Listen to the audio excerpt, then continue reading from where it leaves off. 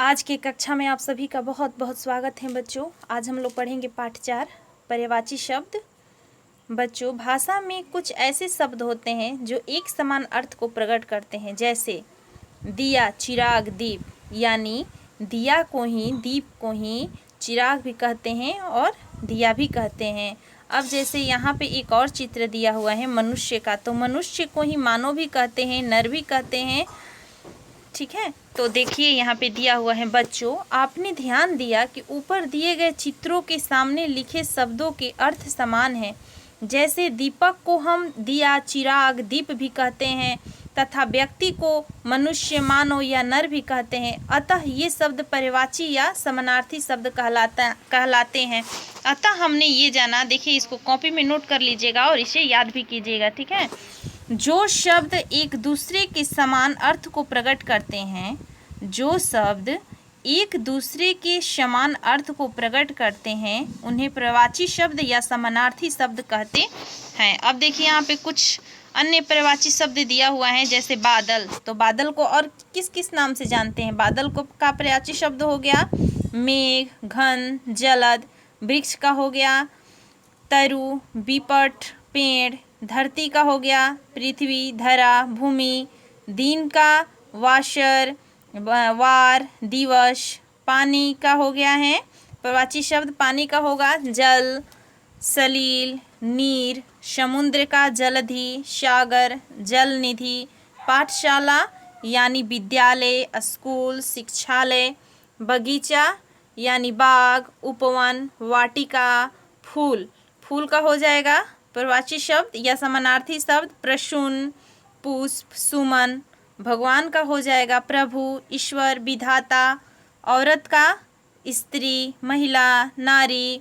उसी तरह यहाँ पे कुछ और शब्द दिया हुआ है, जैसे आकाश। तो आकाश को और हम किन किन नामों से जानते हैं? आसमान, अंबर, गगन, पहाड़, पर्वत, भूधर, गिरी। रात यानी रात्रि, रजनी, निशा, सूरज, सूर्य, रवि, दिनकर। चांद, चंद्रमा, शशि, राकेश। सुबह यानी प्रातः, सवेरा, प्रभात। झंडा, ध्वज, पताका, परचम। जंगल यानी वन, विपिन, कानन। घर, घर को और किस नाम से जानते हैं? गृह, सदन, आवास।